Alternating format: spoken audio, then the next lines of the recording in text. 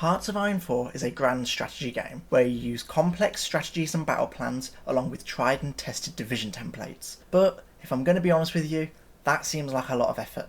So today I tried to use the most brain dead and easy to understand template I could think of. Motorised Infantry. No extra support equipment and no extra battalions. But before I dive into this challenge, I feel like we need to set some ground rules. So, firstly, no other units can be used unless it's a navy unit in order to get naval dominance for naval invasions.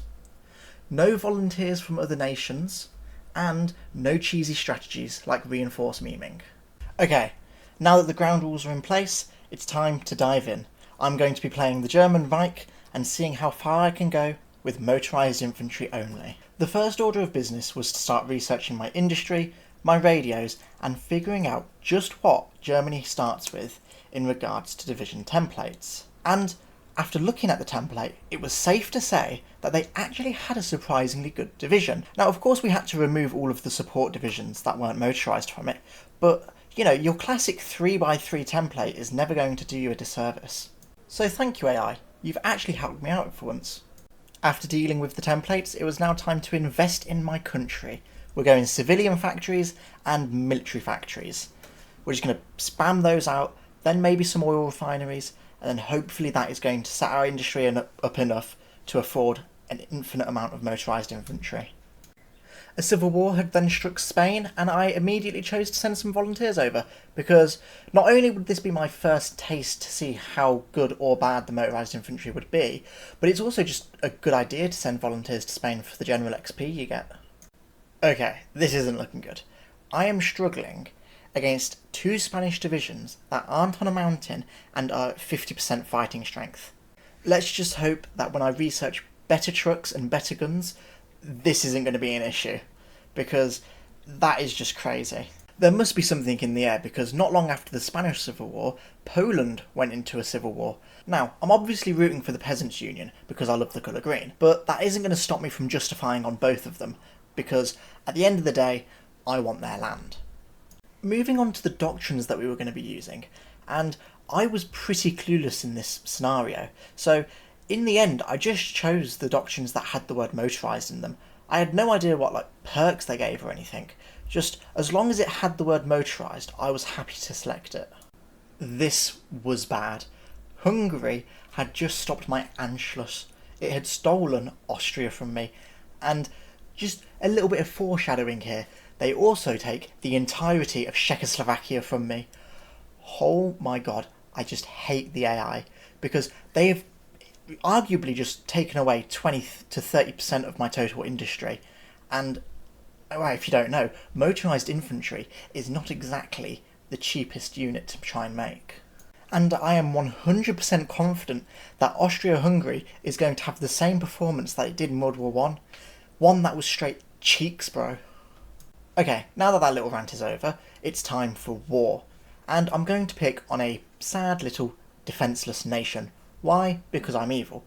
And it was actually at this point that the motorised infantry truly started to shine, because as soon as I'd pierced their front line, I could just speedrun capturing all their victory points and just instantly capitulate them. It was amazing. I was so happy when it was working, because I had 15 kilometres of speed or something ridiculous like that. So even though they had units to defend with, they couldn't move those units fast enough to create a new front line.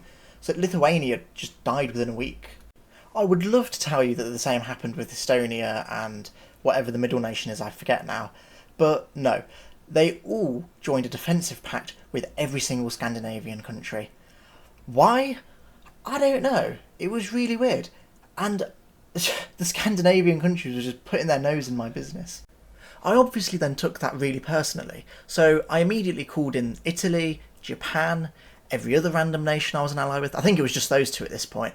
And to be fair to Italy, it was putting in the work. It naval invaded Denmark, naval invaded Norway, naval invaded Sweden, and now you may be thinking, Hermit, this is a motorised infantry only video, so why are you getting your allies to do all the work? Wow, I'm not, because I naval invaded Finland, and to be honest, I can't actually control what my allies do, so I don't know, you just have to put up with it, I guess. Using the same strategy that I had used against Lithuania, Estonia, Latvia, all the other nations, Finland just mounted like butter because they were never able to put their front line up enough because they never expected the naval invasion, and I was just too speedy with it. Then, not long after, they all capitulated, and for some reason I had literally no say in this peace deal, but to be fair to the AI in this scenario, they've actually made some pretty nice borders. Ignore Japan because they've just taken the city of Oslo, which is just the most ugly thing I've ever seen. But I was given Denmark, I was given Lithuania and everything else, I was given parts of Norway, Sweden, the entirety of Finland, so I could have actually not asked for a better peace deal out of that. However, peace did not last long because the Polish Peasants' Union had won the civil war, which means no one was guaranteeing them. So I immediately invaded, absolutely demolished them, and then life was looking good. Now, you know how I was just glazing my allies, especially Italy for their amazing naval invasions? Wow. The first of many stupid decisions were made by the allies. So, I was still dealing with Poland, and I do, kill them in the end. But just after destroying Poland, Austria-Hungary and Japan and Italy all declare on the Soviet Union. Why? I have no idea. Because I wasn't in a position to be able to take out the Soviets. They weren't in a position to be able to take out the Soviets. And yet they still did it. I do sometimes question the AI because they think they are more powerful than they actually are. And, to make matters worse, the Yugoslavians got pulled into the war by the Soviets. So my incredibly soft underbelly, known as Austria-Hungary, was now massively exposed. And the Soviets don't just bring the Yugoslavians into the war. They then, of course, bring the Romanians into the war because for some reason every single state near Yugoslavia had all gone communist. So now, not only did I have a border spanning all the way from Finland down to Poland, but I now had a border spanning from Poland all the way down to Yugoslavia. So that was a humongous border that I did not really have the men to cover. Thankfully, because I've watched so many Bittersteel videos, I actually know how to defend. You need your primary line and your secondary line. And I set all of those up. I did have to force deploy quite a few of my units just to make sure I had enough units for the secondary line. But once all of that was done, I was holding the Soviets back really well. Their casualties compared to mine was a 3-1 in my favour. So this was definitely working as a defensive strategy. The only issue with it is that it was micro. And it was really boring because I had to do this for like 5 years or something just because, the Soviets have millions of manpower that they can just throw away. My only and my best bet was for the Yugoslavians and the Romanians to run out of men and to run out of equipment so that we could completely destroy that front line and dogpile onto the Soviets. This defensive line was actually where the motorised infantry came into their true power because the 3x3 basic template has like 116 organisation once you get all your doctrines done. So each of these battles were lasting like 50 days or something. That meant I could always have enough time to send in extra divisions to battles that I was losing. The year was now 1944, so we have been on the defence for years now. But Yugoslavia is now finally falling with the help of the Italians and I was going to say with the help of the Austro-Hungarians again, but they did niche. It was just the Italians. So, yes, we were pushing the Yugoslavians back, finally. I also did a coup in Yugoslavia to try and help a bit. That got me like 3 provinces.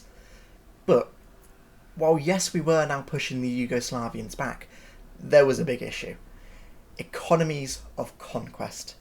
Now, you see, at the start of this save, I thought I was him.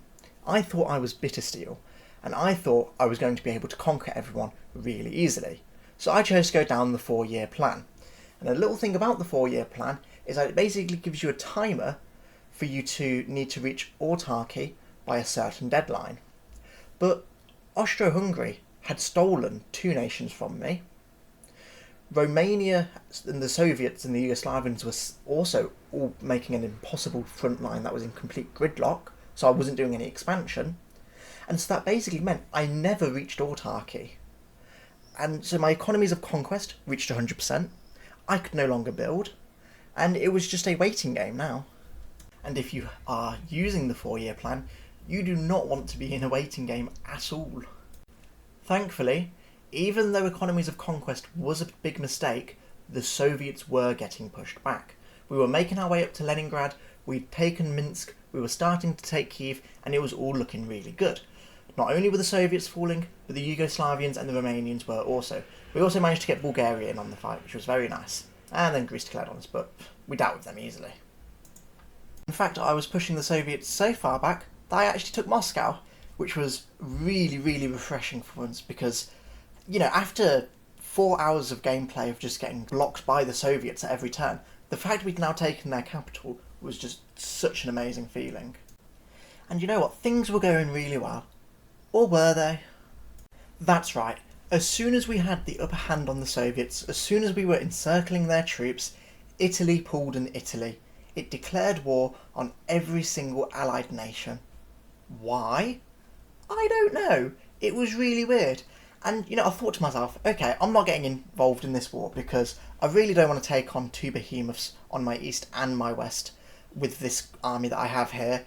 But no, for some reason, without my consent, I got dragged into the war. How? I don't know. I'm still angry about it today, really, because this was actually really working out as a run. And then, bang! The Allies rocked up, both front lines started crumbling, and you'll never guess who's in the Allies. The Turkish are. So guess what? We lost Greece. And we were realistically going to lose Bulgaria, Yugoslavia, Romania, and, to be honest, probably the Austro-Hungarians as well. I mean, Italy had already fallen. Mussolini was gone because he couldn't stop a naval invasion of Rome. So that idiot was gone. The alliance was crumbling. And the reason it was crumbling was the bloody Italians, like usual. Even though this was a non-historical game, the Italians died as if it was a historical game. And then the final nail in the coffin was losing core territory to France, because one of the prerequisites for autarky is to be in control of every core German state. So now, no matter how successful I was against the Soviets, I was never going to get autarky, because, to put it into perspective for you, the Allies had done nothing the entire game, so they were building up stockpiles of weapons and an exorbitant amount of divisions trained. And, to be honest, that was it for the run. I could not achieve autarky, I could not construct anything, I had to cut my army in half to fight two fronts, so there was no more pushing against either enemy, and that was me done. I did try and fight for another year, just to see if I could dislodge any of the front lines, but the Soviets somehow upped the amount of divisions they had and started pushing against me. My front lines were getting pierced, I was getting pushed back, I lost Kiev, I lost Moscow. It wasn't looking good. And unfortunately, that is the end of the challenge run. I hope you all enjoyed watching, because, to be honest, although I have complained about how dumb the AI is, it was actually quite fun to challenge myself like this. And that's not the end of the Hearts of Iron 4 challenge videos, because the next video I'm planning is turning Germany into the ultimate defensive bunker. So, I hope you all enjoyed. Don't forget to drop a like and a subscription, because it really helps the channel out. And yeah, adios guys, I'll catch you all in the next one.